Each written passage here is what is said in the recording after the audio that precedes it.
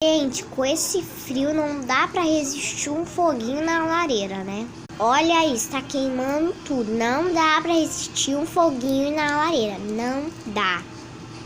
Mano, aqui tá muito frio.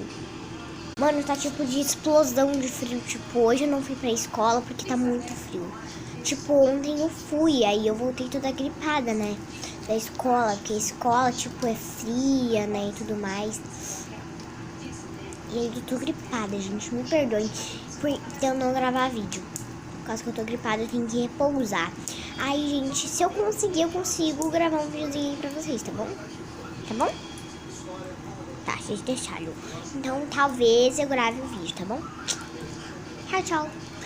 Gente, bom frio pra vocês. Tomara que não seja frio aí pra vocês, mas deve estar um friozão. Tchau, tchau, meus gelinhos. Oi, da Chica.